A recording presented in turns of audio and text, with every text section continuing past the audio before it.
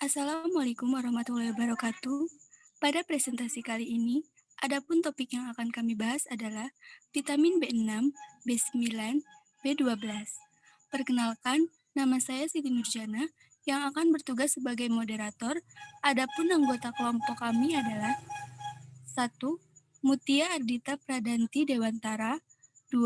Osama Armarisa, 3. Fatima Asyara Ramadhani, 4. Julia Siti Nurrohmah, 5. Rahmaniar Ahmad, 6. Dewi Rahmasari, 7. Sartika Priskila Akil, 8. Siti Nurjana, 9. Rindi Astuti, 10. Lina Hidayati, 11. Pradia Hajakunia, 12. Atika Jidan Ali, 13. Ulfa Nabila. Baik teman-teman, langsung ke sesi yang pertama yaitu penyampaian materi. Vitamin B6 atau piridoksin. Bentuk aktif dari vitamin ini adalah piridoksal fosfat. Semua bentuk vitamin B6 diabsorpsi dari dalam intestinum. Piridoksal fosfat adalah koenzim pada beberapa enzim dalam metabolisme asam amino pada proses transaminase, dekarbokilasi, atau aktivasi aldolase.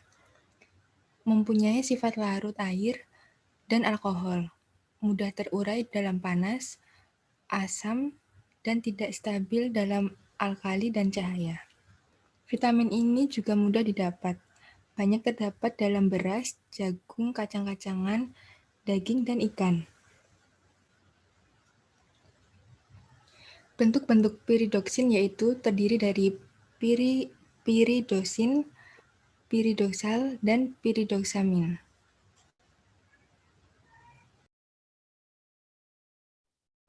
Metabolisme vitamin B6 terjadi di dalam hati.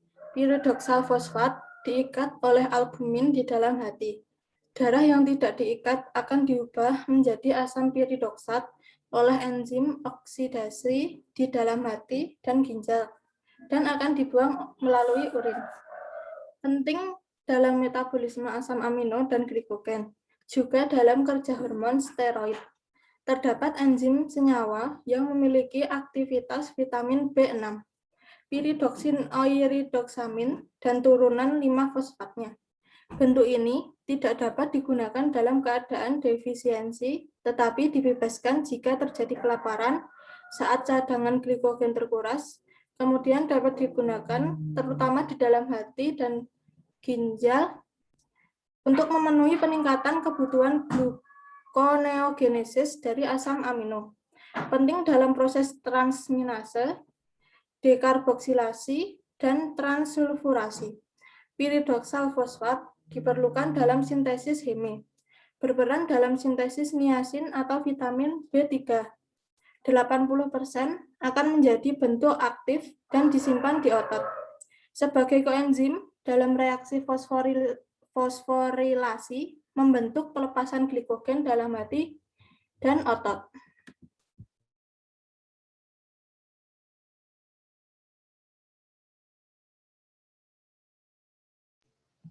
Absorpsi vitamin B6.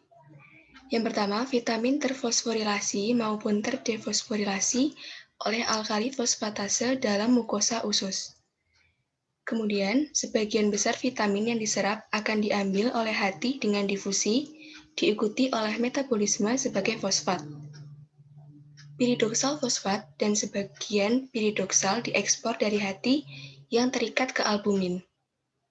Piridoksal bebas yang tersisa di hati cepat teroksidasi menjadi asam 4-piridoksik yang merupakan produk ekskretoris utama. Jaringan ekstrahepatik mengambil piridoksal fosfat dan piridoksal dari plasma. Kemudian fosfat dihidrolisis menjadi piridoksal yang dapat melintasi membran sel dengan alkali fosfatase ekstraseluler. Sekitar 80% dari total vitamin B6 tubuh adalah otot piridoksal fosfat, sebagian besar terkait dengan glikogen fosforilase dilepaskan ke dalam sirkulasi sebagai piridoksal dalam kelaparan.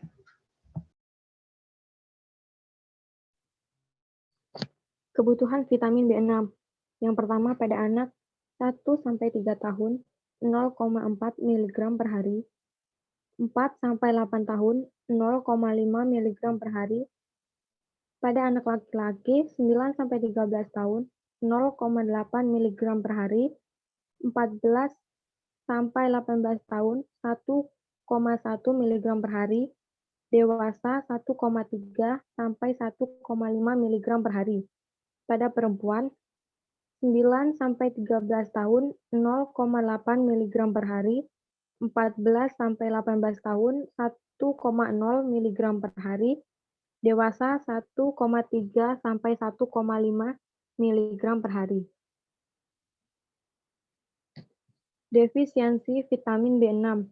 Yang pertama, peningkatan kepekaan terhadap kerja estrogen, androgen, kortisol, dan vitamin D konsentrasi rendah. Yang kedua, anemia sideroblastik akibat sintesis heme yang buruk. Kelebihan vitamin B6. Kerusakan saraf berawal dari semutan pada kaki, mati rasa pada tangan, hingga tubuh tidak mampu bekerja. Sumber vitamin B6. Hewani, ayam, ikan, susu, telur, jamur, dan lain-lain. Sedangkan nabati, bekatul, hoans, kacang merah, alpukat, pisang, dan lain-lain. Vitamin B9 atau folat tersusun atas 3 bagian, yaitu cincin pteridin, asam p-aminobenzoat, dan glutamat. Di alam, vitamin B9 hanya dalam bentuk folat, sedangkan pada suplemen dalam bentuk asam folat. Berperan sebagai koenzim dalam transportasi pecahan-pecahan karbon tunggal dalam metabolisme asam amino dan sintesis asam nukleat. Bentuk koenzim yaitu tetrahidrofolat. Berikut ini adalah bentuk vitamin B9. Ring struktur yang terdiri dari cincin pteridin, asam p-aminobenzoat, dan glutamat.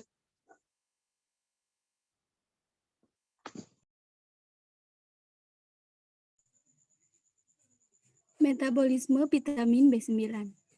Sel hewan tidak dapat mensintesa PABA atau menggabungkan asam glutamat pada asam pteroat sehingga selalu dibutuhkan asam folat dalam dietnya. Setelah mengalami hidrolisa di usus oleh enzim khusus, folil poliglutamat, hidrolase, asam folat diserap dalam bentuk pteroil monoglutamat dan sebagian besar akan direduksi menjadi tetrahidrofolat yang prosesnya perlu enzim dihidrofolat reduktase dan NADPH. Selanjutnya, mengalami metilasi menjadi N5-metil H4 folat. Reduksi dan metilasi ini terjadi dalam sel usus. Folat pada organisme hewan tidak dapat disintesis, sulfonamid tidak berpengaruh terhadap metabolismenya. Fungsi vitamin B9. 1. Memindahkan atom karbon tunggal dalam bentuk gugus formil di hidroksimetil dan reaksi penting metabolisme asam amino dan sintesis nukleat. 2. Berperan dalam sintesis purin-purin guanin, adenin, primidin, dan timin. 3. Pembentukan sel darah merah dan tulang. 4. Menyembuhkan anemia pernisiosa. Sumber vitamin B9. Dari sayuran, brokoli, bayam, kangkung, selada, pegagan. Buah-buahan, stroberi, alpukat, pisang, jeruk. Kacang-kacangan, kacang hijau, kacang koro, sumber hewani, susu, dan produk turunannya, telur, hati. Kebutuhan B9 pada bayi 8,8 sampai 9,4 mikrogram per hari. Anak usia 1 sampai 3 tahun 150 mikrogram per hari. Anak usia 4 sampai 8 tahun 200 mikrogram per hari. Pada pria usia 9 sampai 13 tahun 300 mikrogram per hari. Pria usia 14-18 tahun 400 mikrogram per hari. Pria usia 19-50 tahun 400 mikrogram per hari. Pada wanita usia 9-13 tahun 300 mikrogram per hari. Wanita usia 14-18 tahun 400 mikrogram per hari. Wanita usia 19-50 tahun 400 mikrogram per hari. Ibu hamil membutuhkan tambahan 200 mikrogram per hari dan ibu menyusui membutuhkan tambahan 100 mikrogram per hari. Keterangan 1 mikrogram sama dengan 0,001 miligram.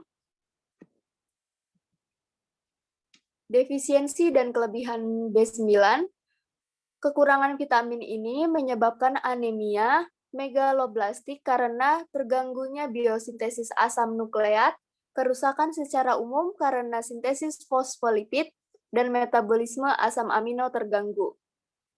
Kelebihan vitamin B9 dapat mengakibatkan terjadinya keracunan, meningkatkan frekuensi kejang pada penderita epilepsi, dapat memperburuk kerusakan saraf pada orang yang menderita defisiensi vitamin B12. Vitamin B12 kobalamin memiliki sistem cincin korin dengan kobal sebagai atom sentral, hanya disintesis oleh mikroorganisme, hanya diserap apabila mukosa lambung mensekresikan faktor intrinsik, yaitu glikoprotein yang mengikat kobalamin dalam darah terikat pada suatu protein khusus, yaitu transkobalamin. Defisiensi menyebabkan anemia perinisosa. Berikut bentuk vitamin B12.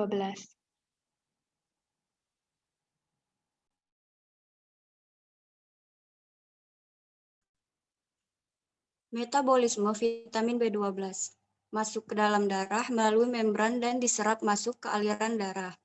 Kobalamin dari TC1 yang masuk ke empedu akan diabsorpsi. Sisanya dibuang melalui feses. TC2 disintesis sel khusus seperti endotelial.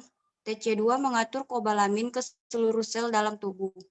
Enzim yang mengandung B12 memindahkan kelompok metildor dari metilfolat, sementara regenerasi tetrahidrofolat THT dari 5,10 metgilen THF diperlukan untuk sintesis timidilet.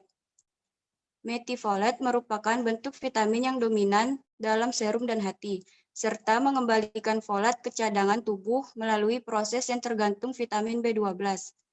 Bila terjadi defisiensi vitamin B12 akan menyebabkan folat terperangkap sebagai metilfolat sehingga tidak dapat digunakan untuk fungsi metabolik.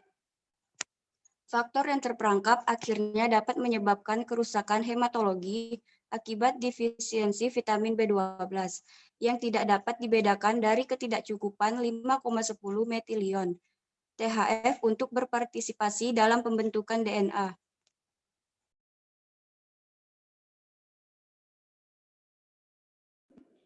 Sumber vitamin B12.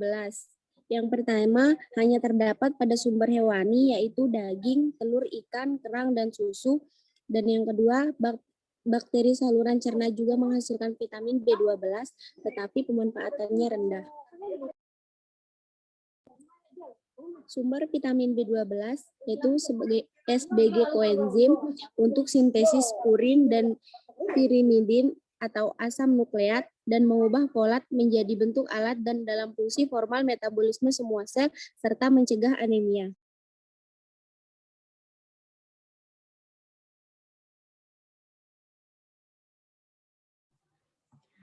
Kebutuhan B12 pada bayi dan balita. Usia 0-6 bulan 0,4 mikrogram, usia 7-12 0,5 mikrogram, usia 1-3 tahun 0, mikrogram.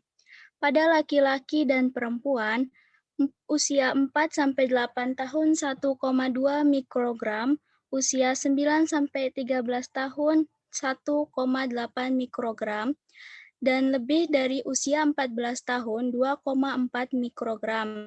Ibu hamil membutuhkan tambahan 2,6 mikrogram. Ibu menyusui membutuhkan tambahan 2,8 mikrogram.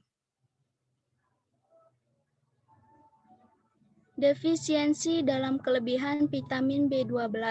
1. Tidak diketahui adanya gangguan akibat kelebihan vitamin B12.